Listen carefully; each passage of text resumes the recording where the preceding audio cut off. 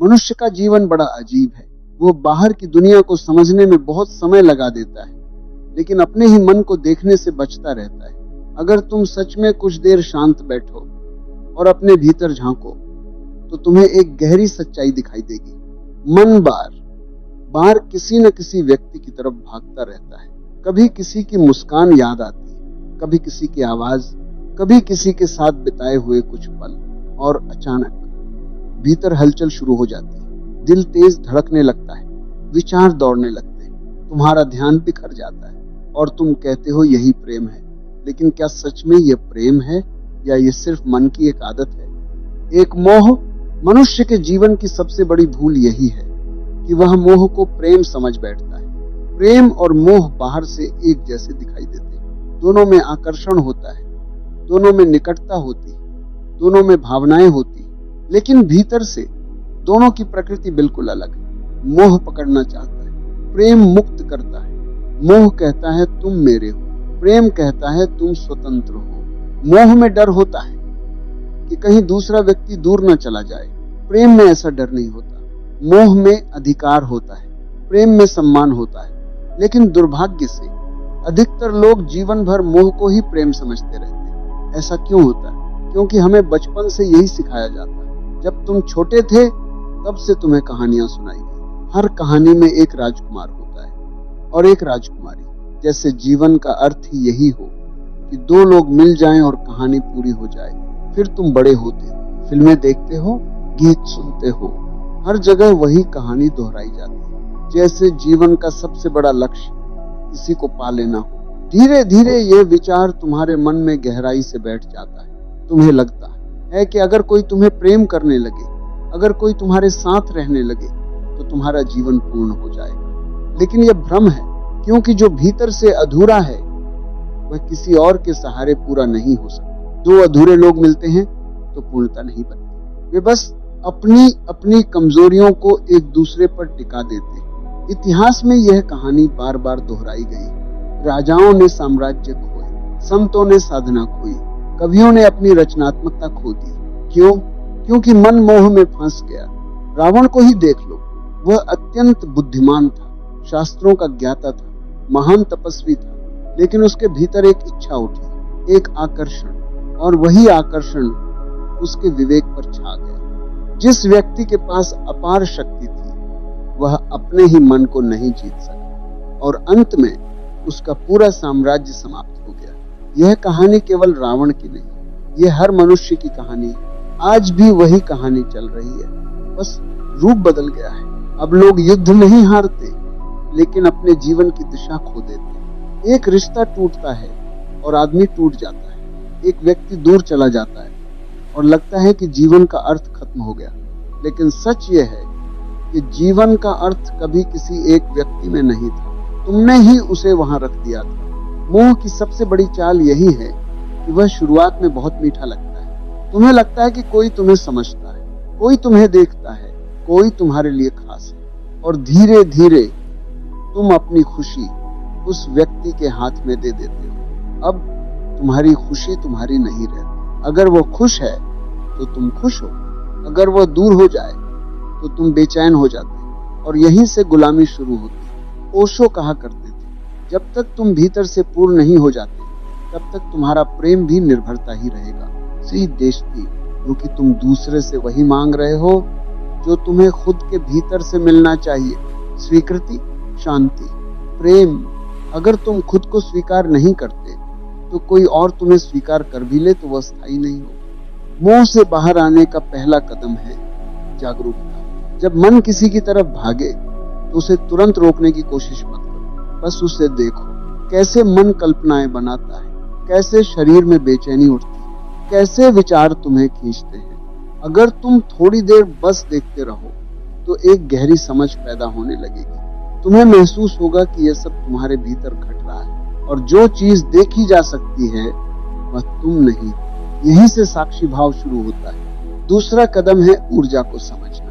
मोह और वासना में बहुत ऊर्जा होती है। लोग इस ऊर्जा से डरते हैं और उसे दबाने लगते हैं, लेकिन दबाने से ऊर्जा समाप्त नहीं होती, वह और गहरी हो जाती है। अगर वही ऊर्जा जागरूकता के साथ जी जाए तो वही प्रेम बन सकती है, और अगर वही ऊर्जा और ऊपर उठे तो वही ध्यान बन जाती है। इसलिए समस्या ऊर्जा नहीं है, समस्या अचेतनता है। तीसरी बात है अस्थाई को पहचानना। शरीर बदलता है, यौवन बदलता है, सुंदरता बदलती है। आज जो आकर्षण इतना शक्तिशाली लगता है, कुछ वर्षों बाद वही आकर्षण फीका पड़ जाता है। जब यह सच्चाई भीतर उतरती है तो मोह की पकड़ धीरे धीरे ढीली होने लगती है। और अंत में सबसे महत्वपूर्ण बात, स्त्री समस्या नहीं है, पुरुष भी समस्या नहीं, समस्या अज्ञान है। जब मन अचेतन होता है तो हर रिश्ता बंधन बन जाता है, और जब मन जागरूक होता है तो वही रिश्ता स्वतंत्रता बन सकता है। इसलिए रास्ता भागने का नहीं, न किसी से नफरत करने का, रास्ता है जागने का।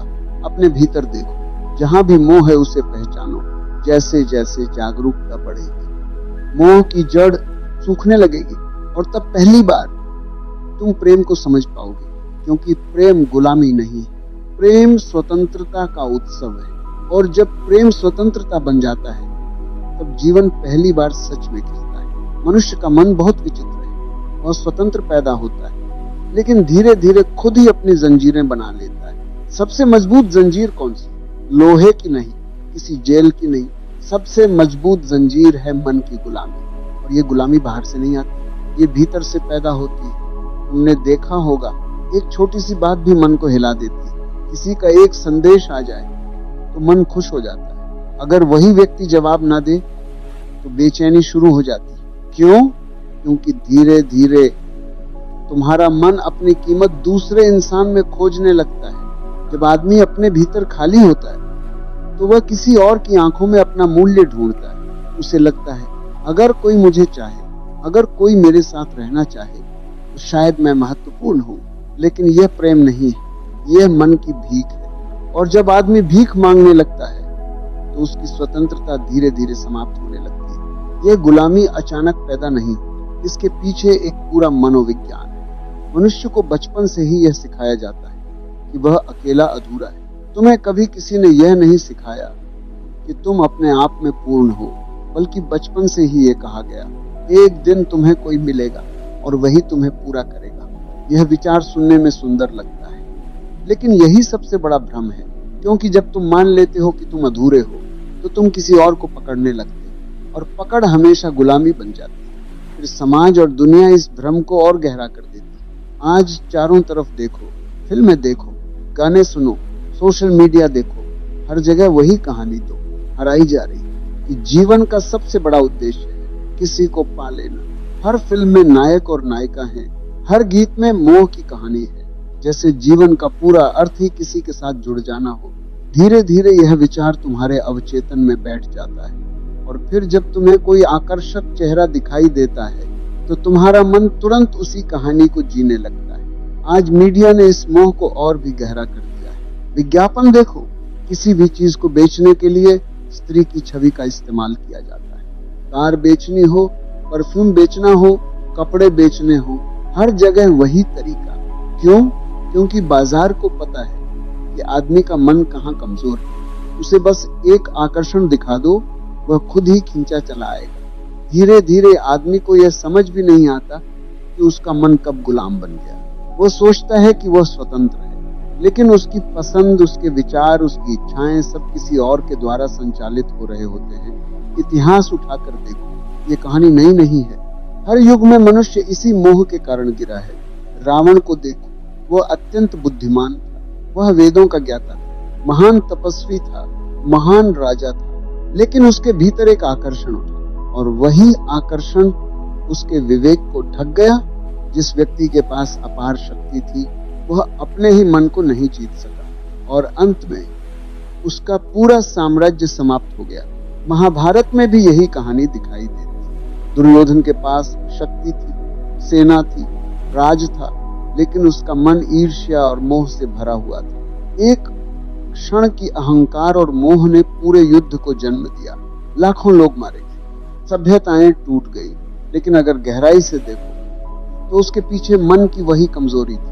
इतिहास केवल भारत में ही नहीं, दुनिया में भी यही कहानी दिखाता है। ट्रॉय का युद्ध याद करो, एक स्त्री हेलेन, और उसके कारण पूरा युद्ध शुरू हो गया। सैकड़ों जहाज, हजारों सैनिक, वर्षों का संघर्ष। लेकिन असल कारण क्या? मोह।